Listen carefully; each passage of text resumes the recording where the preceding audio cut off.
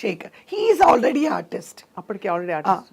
అయ్యప్ప స్వామి ఆ సినిమాలన్నీ తను హీరోగా చేశాడు. నాకు ఫస్ట్ మూవీ అన్నమాట.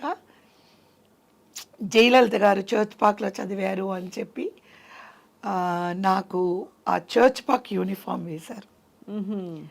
అదృష్టం ఏంటంటే మా పిల్లలు అదే స్కూల్లో చదవాలి అని చెప్పి అదే యూనిఫామ్ వేసుకోవాలి అని చెప్పి మా ఇద్దరు పాపల్ని నేను చర్చ్ పార్క్లోనే చదివించాను.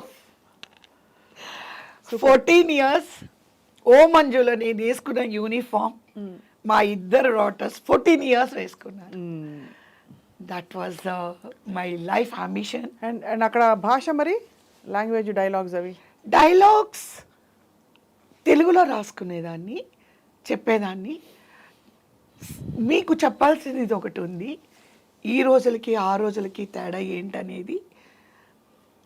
నన్ను శ్రీధర్ గారి ఇంటికి పిలిపించి డబ్బింగ్ నువ్వే చెప్పాలి అన్నారు. అంటే ఏంటండి అని అడిగా. అదే కదా, నీ గొంతు నువ్వు ఇవ్వాలి, షూటింగ్లో నువ్వు మాట్లాడినవన్నీ తమిళ్లో నువ్వే చెప్పాలి. సార్ అక్కడే నాకు ప్రాణం పోయి పోయి మాట్లాడాను. నాకు పొట్ట కోస్తే ఒక అక్షరం ఒక్క రాదు. నేను ఎలాగండి మాట్లాడగలనంటే నువ్వు మాట్లాడగలవు. అప్పుడు పి వాసు గారు అసిస్టెంట్ డైరెక్టర్. సరే పి వాసు గారు Santhana Bharathi is one of the top director, అప్పుడు ఆయన కో డైరెక్టర్. వాళ్ళిద్దరు వచ్చి మేము నేర్పిస్తామని చెప్పి 1 month డబ్బింగ్ చెప్పాను. వాయిస్ ఎంత వాళ్ళ ఓపిక్కి మీ ఓపిక్కి రెండింటికి జోహార్లు. ఎందుకంటే మామూలుగా తోసిపడేస్తారు కదా, ముడిచిడు ఇంక వెళ్ళానే ఇంక కొండవా ఇంగుళ వీళ్ళు తీసుకురండి, వీళ్ళు కాకపోతే వాళ్ళు అలా అలా ఉండే పరిస్థితుల్లో అంత పర్టికులర్గా అని చెప్పారంటే ఏంటో కారణం ఉంటుంది కదా. ఇప్పుడు ఏమైంది అంటే నేను మాట్లాడిన ఆ first movie Tamil, they said it is Senthamil. Senthamil అంటే నేనే మాట్లాడాను అని ఎవరికీ తెలీదు. అంత ప్రతి ఒక్క వర్డ్ ఉచ్చరింపు అంత పర్ఫెక్ట్గా ఉంది అని చెప్పి ఎంజి రామచంద్రన్ గారు నాకు తమిళ్ ఇళవరసి అని అవార్డు ఇచ్చారు. ఎంజి రామచంద్రన్ గారి చేతుల ద్వారా తమిళ్ ఇళవరసి అంటే తమిళ్ ప్రిన్సెస్. ఓ మంచుగా ఇచ్చారు. ఎందుకు అనంటే ఒక తెలుగు అమ్మాయి అయ్యండి తమిళ్ నేనంత పర్ఫెక్ట్గా మాట్లాడాను. ఇప్పుడు రూల్స్ వేరే ఉన్నాయి స్వప్న గారు. అప్పుడు మీకు అవార్డు ఇవ్వాలి అని అంటే మీ ఓన్ వాయిస్ ఉండాలి, డబ్బింగ్ వాయిస్కి ఇవ్వరు. ఏ హీరోయిన్ అయినా సొంత వాయిస్తో మాట్లాడితే అవార్డు వస్తుంది, సొంత వాయిస్ కాకపోతే అవార్డు రాదు. వాళ్ళకి తెలీదు. ఇవన్నీ ఎవరిని నేను థ్యాంక్స్ చెప్పాలంటే శ్రీధర్ గారికి చెప్పాలి. అప్పుడు శ్రీధర్ గారు ఎంజి రామచంద్రన్ గారితో సత్య స్టూడియోస్ డైరెక్షన్ చేస్తున్నారు. త్యాగత్తిన్ వెట్రి అని ఎంజి రామచంద్రన్ గారు హీరో, శ్రీధర్ గారు డైరెక్షన్. ఆయన అన్నారు, అమ్మాయి ఎంతో కష్టపడి పనిచేసింది, తెలుగు అమ్మాయి, చిన్న పాప, ఎంకరేజ్ చేసినట్టుంటుంది మనకి అని ఆ సినిమా చూపించారు సీఎం గారికి. అప్పుడు ఆయన సీఎం గారు ఆయనకి చూపించారు. చూపిస్తే ஸ்ரீதர் நான் எல்லாம் நம்ப மாட்டேன், பொய் சொல்கிறீங்க, தெலுங்கு பொண்ணு படத்தில் இப்படி பேச முடியும்.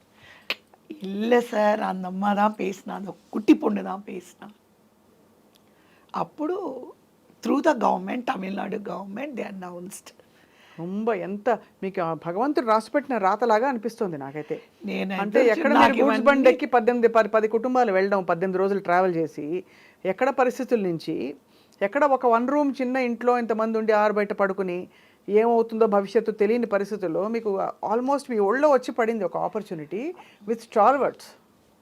అంటే నేను హీరోయిన్ వీళ్ళు యాక్ట్ చేయాలని చెప్పినప్పుడు అమ్మతో నేను చెప్పాను, నేను చెయ్యను, నాకు సినిమాలు వద్దు, నేను చదువుకోవాలి అని.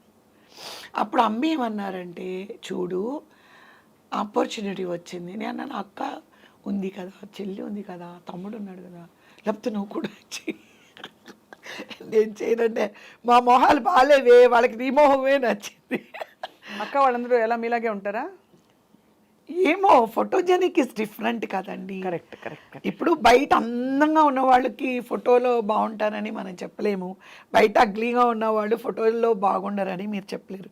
Camera is totally different. I don't know A point of వ్యూలో ఆ రోజుల్లో అలాగా. నాకు ఎస్వి రంగారావు గారి ఇంటికి మేము చెన్నై వెళ్ళినప్పుడు వెళితే ఎస్వి రంగారావు గారే అన్నారు మా అమ్మగారితో, ఏయ్ రమణమ్మ, నీ కూతురు హీరోయిన్ చేసే ఈ ముక్కు మొహం చిన్నవాణి శ్రీలాగా ఉంది అన్నారు ఎస్వి రంగారావు గారు. అని చిన్న ఒక బేబీ క్యారెక్టర్ 8th ఇయర్లో ముగ్గురు అమ్మాయిలు అనే ఒక సినిమాలో ఎస్వి రంగారావు గారు, రేలంగి గారు, రమణారెడ్డి గారు వాళ్ళ ముగ్గురికి మనవరాలుగా యాక్ట్ చేశాను.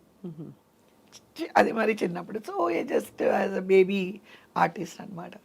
సో ఇది ఆ తర్వాత అమ్మతో అన్నానంటే అమ్మ అన్నారు, అలా కాదు, అందరూ బాగాలేరు, నువ్వే బాగున్నావు అంటున్నారు, అలా చెప్పకూడదు, చూద్దాం, సరే ఈ ఒక్క సినిమా చెయ్యి. ఇంకోటి ఏంటంటే ఆర్థికంగా కూడా మేము అక్కడికి వెళ్ళి మా నాన్నగారికి అమ్మకి చాలా భాష తెలియక చాలామంది దగ్గర డబ్బుల పరంగా మోసపోయారు.